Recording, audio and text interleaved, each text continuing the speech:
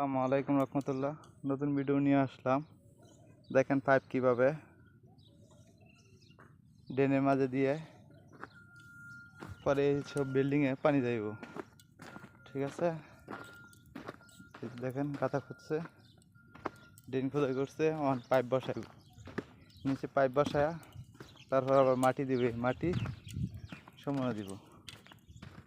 দেওয়ার পরে building complete হওয়ার পরে পরে এই জায়গাতে পানি লাইন যাব এই বিল্ডিংয়ে।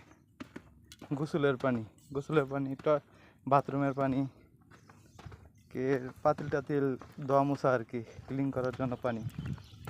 ঠিক আছে, এইসব বিল্ডিংয়ে যাব। খাওয়ার পানি আলাদা কিনে নে, এটা খাওয়ার পানি না। যারা বিদেশে আসতে চান, এদের দেখেন জোড়া দিচ্ছে কীভাবে, মেশিন দিয়ে জোড়া দিতে হয়। যারা কাজ করতে আসবেন নতুন নতুন, দেখেন এভাবে কাজ করতে হয়। নতুনদের জন্য ভিডিও, যারা জানে তো জানেনি। ওই যে দেখেন মানুষ, মাছরি লোক, তারা লেবেল করতেছে।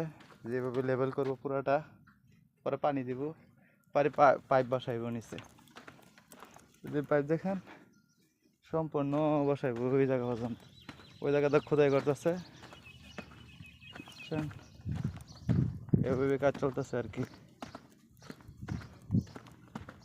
ভিডিওটা লম্বা হয়ে যেতেছে, লম্বা করতে চাই না। ঠিক আছে, আপনাদেরকে দেখাইলাম। ভালো লাগলে সাবস্ক্রাইব করবেন।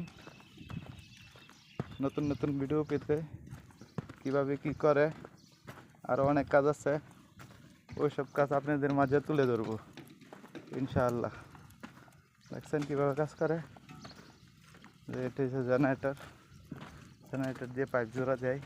আরও মেশিন আছে অনেকগুলো, ওইটি পরে আর ভিডিওতে দেখাই মনে কীভাবে কাজ করে।